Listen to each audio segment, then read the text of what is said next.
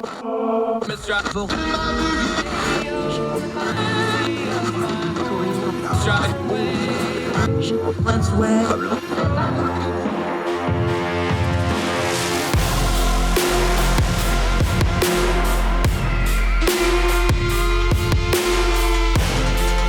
your host, Andrew Donaldson. This is Heard Tell. Welcome back to Heard Tell. Okay, when we have news and concerns and questions about big tech, this is who we go to. If you've got concerns about the interwebs, this is who we go to. If you have all kinds of questions about the gobbledygook doublespeak about internet regulation that our Congress is foisting upon us, this is who we go to. James Czerniawski. So great to have you back on the program, buddy. James, how are you? I'm doing great. Thanks for having me. Is there anything interesting going on in the big tech social media realm that we should maybe talk about?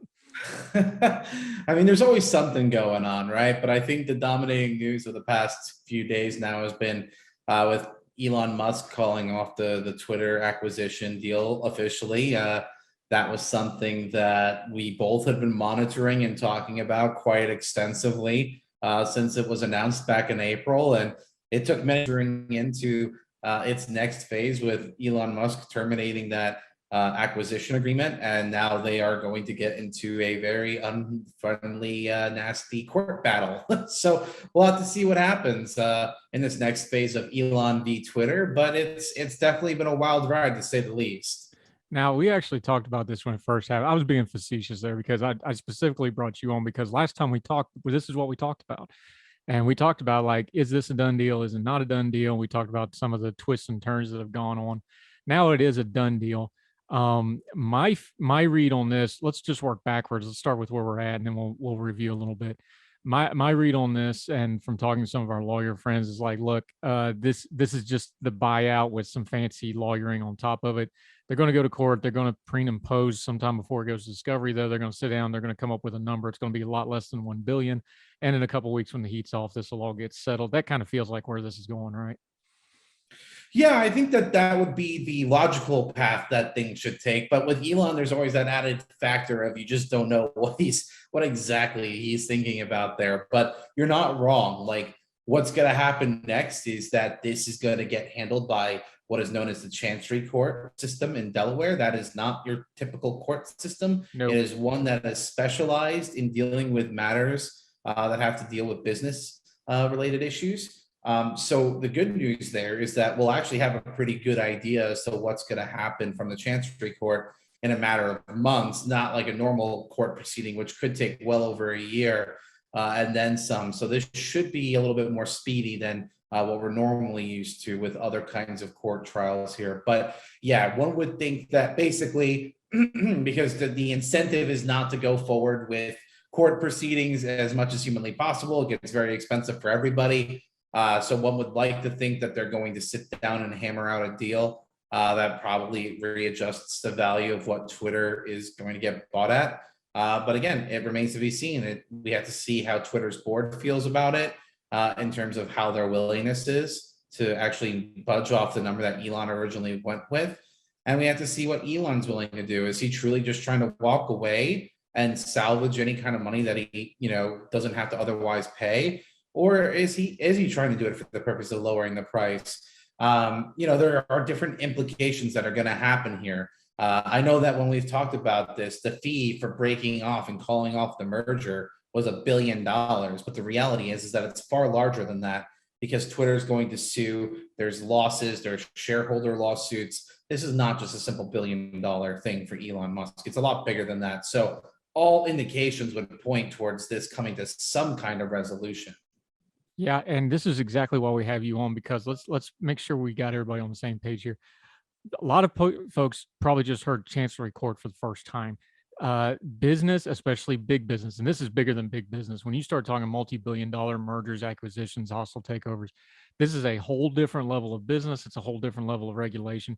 Just explain to folks, because a lot of folks, they're not going to be familiar with that, and that's why we have you on. You explain this stuff. Just break down what the Chancery Court does, because that's very, very different than like civil litigation, or even like we've seen a lot of stuff, like even with Elon Musk, where the SEC takes him to court over certain things with stock manipulation, things like that. This is a whole different beast. No, you're absolutely right. It's a completely different beast than your traditional court, because the Chancery Court in Delaware, which is a fun fact for your listeners, Delaware is the most incorporated state in the entire country. Every single business that usually wants to get incorporated does so in the state of Delaware, in part because of this unique legal system that they have working there. But basically, what ends up happening here is that basically Delaware has its own separate court system that deals with business matters. And because that is how they are structured, they are specialized in dealing with it.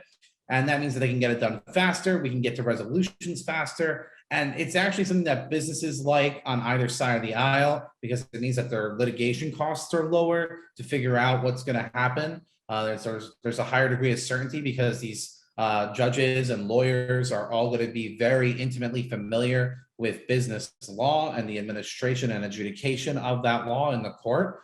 So there's a lot of clarity that would be there in the state of Delaware, as opposed to other judicial sectors where it might not necessarily have that kind of technical expertise. So Delaware is definitely in a unique position, and that's the purpose of this court. Yeah, James Czerniawski joining us. Now, that's the legal side and the technical side and the business side. But what happened online was this became another culture war thing. I think it was bizarrely so. I think this was really slamming a round peg into a square hole. However, how do we evaluate that now? Because now this, Elon's never going to be quiet online. So he's always going to be out there. However, this Chancellery Court thing, this is a pretty much set process. They're not going to get intimidated by anybody. They don't care what Twitter says about anything. They're just going to plow ahead and do their business. Does this kind of tap down? Because I noticed, usually I say anything about Elon Musk, my inbox fills up real fast. Boy, them folks were quiet this weekend. They didn't really want to talk to me. I don't know if that's because I got video of me being right and them wrong, but I'm just saying they got kind of quiet. Do you think the culture aspect of this maybe tones down a little bit, at least until Elon Musk says something else? Because it sure seemed like the whole Twitter thing got hijacked for the moment instead of what it was actually going on, didn't it? Yeah, I think that you bring up an interesting point, right? Because I think when Elon, originally announced that he wanted to buy Twitter, a lot of people were very charged in their emotions, if you will, in terms of how they felt about this announcement, one way or the other. If you ask conservatives, they thought that it would be a huge boon for free speech, and if you ask liberals, you'd think that Twitter would get turned into Parler or 4chan or worse. And the reality is that we'll never know as of right now, because Elon is not going through with purchasing Twitter as of yet until we have a decision on the legal side of this. And I think that, culturally, I think people are starting to come to the reality that it was never as black and white as they thought it was going to be. I think that, it became increasingly apparent that Elon, during the period of when they announced the deal to this latest development, was more or less armchair CEOing, no more or less than any other internet tiger on the keyboard, right? I think that anybody can pontificate about all the problems that you have on any of these platforms, but it's another thing to be the guy who has to sit in the actual CEO chair and figure out how you're going to address the very real problems that these platforms are facing. Yeah, I put it on my Twitter too. I was like, look, even if Elon buys them, it's not Elon Musk that's going to set these policies. It takes an army of engineers to make a social media site run.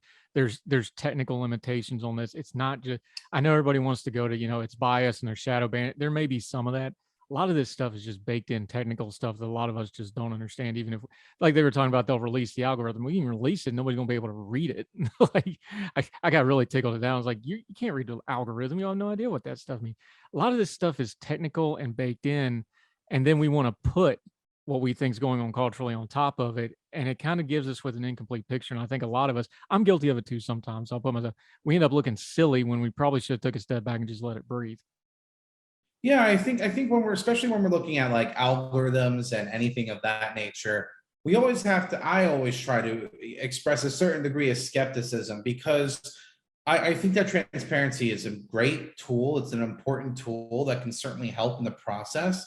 But transparency for the sake of transparency is also something that can be detrimental to a service too, because there are plenty of nefarious actors that want to go and, play with the system and figure out what works and what doesn't work. So that way they can go and do what they want to do and use the platform for otherwise not ideal purposes, right? So I think that, it sounds nice in theory to talk about algorithm transparency, and some of these other proposals out there. But again, when the rubber hits the road, we have to actually have, solutions and policies that are grounded in reality, that can be tested and adjusted on the background. And I think on average, when we're talking about this, no matter how you feel about the platforms, there's this default assumption that there's the shadow banning, any of that stuff that you've highlighted.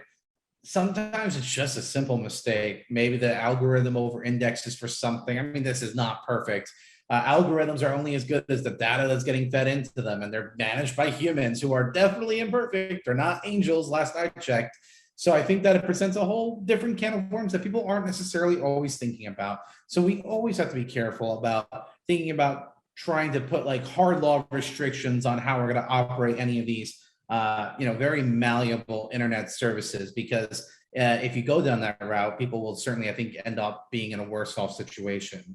Yeah, James Czerniawski, he's so good on this stuff. We come back. There's other stuff going on in the tech news. We're going to ask him about it. He's writing about it, doing a lot of media lately. He's a busy guy. We're thrilled to have him back on Heard Tell. More with James Czerniawski, our tech friend, right after this.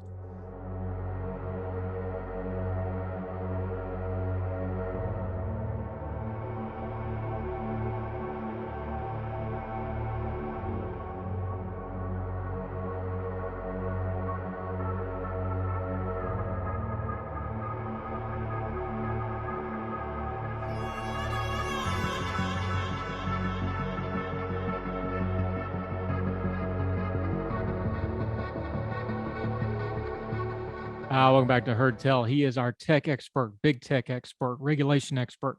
Love having him on. Good information. James Czerniawski. James, there's other stuff going on. The Elon Musk stuff. One of the things I highlighted too is because it's kind of been a distraction from some really important stuff going on. Let's start with crypto. Take it from this angle. It's had a real rough time in the headlines. It's having a rough time in the markets for people that aren't into crypto, because let's admit it, there's a little bit of a cultish, hey, I'm in it and you're not, and I'm cool. And there's a lot of that involved in it. The average person, though, that just kind of pays attention to tech and business and politics, though, what part of that story should they pay attention to? Because the headlines look really bad. I'm sure that it'll bounce back at some point. The average person that consumes politics, though, what should they be paying attention to, and what's noise that they should turn down when it comes to crypto right now? Yeah, I think that crypto, for one reason or another, is the hot topic. When you're not too busy thinking about big tech, a lot of countries and individuals are thinking about crypto and thinking about how it's being utilized in different fashions, particularly at the SEC. We've seen Chairman Gensler try to ramp up his enforcement. And I'd say, like, if you're a consumer, the big thing that you should care about is how is this industry going to look moving forward? And that is shaped by how the government decides to treat it. And so far, underneath the Biden administration, it's not been a very friendly relationship.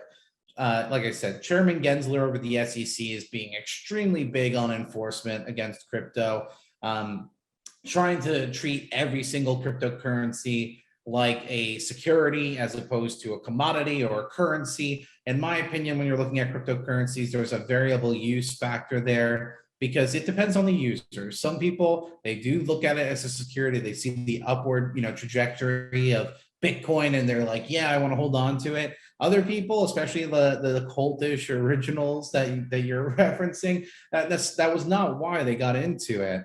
So I think that you need a lot of nuance and a lot of understanding. And this administration is anything but, cognizant about what exactly crypto is in terms of how to treat it or how to go and handle it. And we've seen that throughout various pieces of legislation. So if you're a consumer, I care about wanting to make sure that we actually let this thing foster and grow in a good environment while having reasonable expectations of protection for consumers. That's the whole point of regulation, but not crushing the industry, right? This is actually really important to a lot of Americans. A lot of millennials actually own crypto. A lot of Gen Z own crypto. A lot of minorities own crypto. So there's a lot of people who stand to gain if we go and have a light touch approach, similar to what we saw when we had a light touch approach to the internet that resulted in countless amounts of growth to the United States and really put us to be a leader, right? So that's what we want to see moving forward. If you're a consumer, that's what I would want to see. Now, I've been super critical of crypto. I don't partake because I don't understand. I'm just honest. I've got friends that really know this stuff who have tried to explain it to me, and I can't get my head around it. So I'll just I'm going to defend crypto here for just a second though. Tell me if this works. I think what happened, if you have an emergent technology, you and me, we're free market guys, we're capitalistic guys. We want freedom for people. So we understand for new technology, a natural development is usually the most healthy way for something to come out. This kind of reminds me, I think, of the .com stuff, where when the internet first came out, it got really top heavy. You had the bubble collapsed, but then after that, it developed into what it became. And then you had social media, and then you had the smartphones and the iPhone. People forget iPhones aren't that old. We've only had them 15 years. After that initial top heavy collapse is when the internet really became what the internet was going to be. I could see that being kind of the pattern with crypto, where it's like, okay, a lot of the untoward stuff's kind of working itself out of the system. We're going to have this collapse, and then it's going to kind of get back to whatever it's going to be in the future. Is that a fair comparison? Do you think maybe that maybe we're just a couple years ahead of the game here, and this is still yet to play out where it's going to be? I just want to be fair to crypto because I do bash it, but I could see it taking that path, and that would actually be a healthier thing down the road. Yeah, I think it's not unfair to suggest it, right? Because typically when we're thinking about crypto and blockchain technologies, this is all part of the next generation of the interwebs, right? Web 3.0 includes blockchain and crypto and digital assets more broadly speaking, because this is all part of the underpinnings of how this can work. Because these digital assets can serve as property rights on the internet. Which I think are pretty important, more broadly speaking. That being said, we're in the early iterations of a lot of it, which means that a lot of it's not going to be perfect.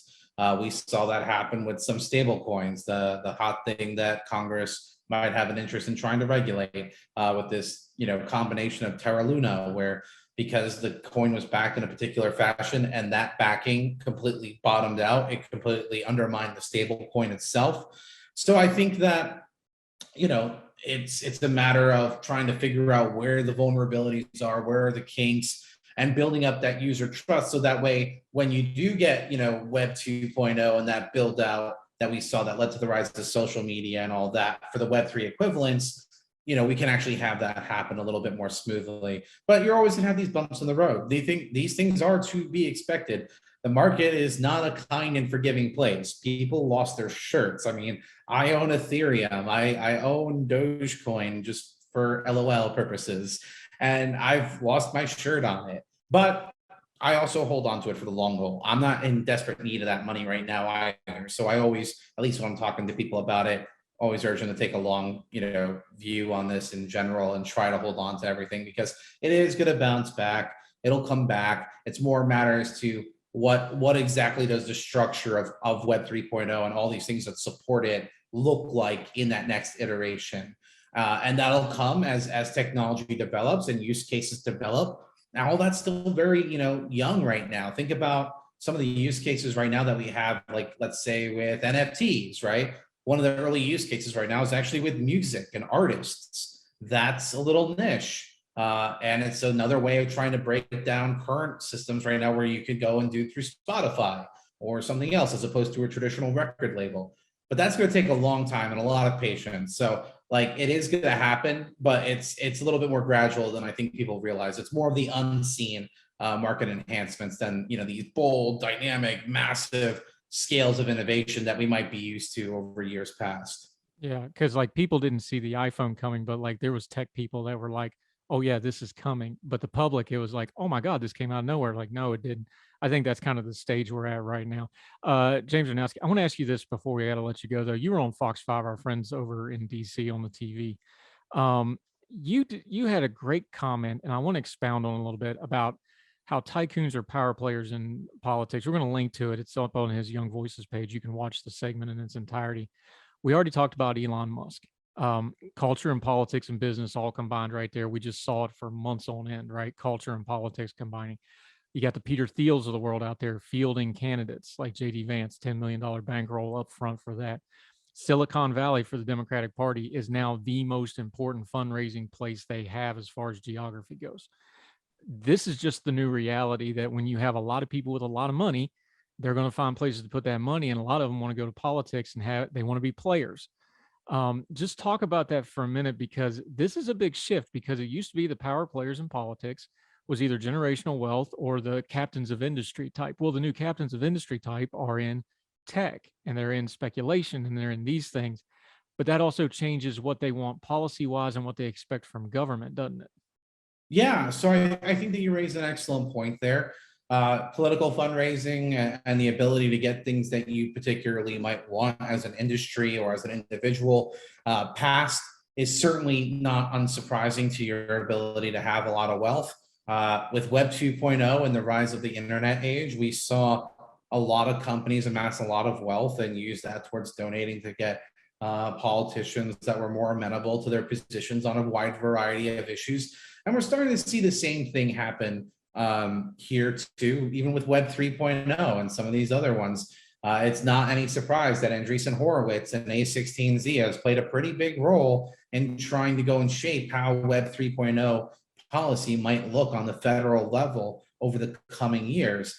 And they actually have a lot of money. You're talking about billions of dollars that he has invested across many funds to go and develop the Web 3.0 space. So there's no surprise that we're seeing a shifting of the tides here. And the reality is that as our economy shifts away from being more offline to more online, that means that the power brokers that play in politics are going to shift accordingly. For better or worse, there are some, we'll say, interesting personalities online that might throw some interesting wrenches into what this looks like. And I'll give a good example where you have Sam Berkman-Fried going and forming his own PAC to try to have the most crypto-friendly politicians get elected to Congress. He did a horrible job his first time around with picking and supporting candidates. But as this becomes more institutionalized, I imagine that we'll continue to see this get built out and more professional in terms of being able to vet and educate and all that, because that's the big problem that we have right now. And as these industries grow, then that need to educate is going to be that much more important. I think too, and we've talked about this in other formats before. The other thing about these tech guys and the new money that's coming in, like Peter Thiel, I've got all kinds of issues with him personally and politically, but he's a good example of it. This new rise in the power players, they're not traditionally heterodox. They are different. They're not really falling into the traditional, liberal, conservative, progressive, right. They don't fit those boxes quite as neatly. I think we learned that with the Elon Musk things. We're like, well, he says this sounds more conservative, and this sounds really progressive, and then this sounds really libertarian. I think that's something that's going to have to change, is people's going to have to change their filters a little bit when it comes to these folks. They've got niche issues. They have broad global perspectives in a lot of reasons. This is going to be a very different animal than their traditional left-right dynamic, isn't it?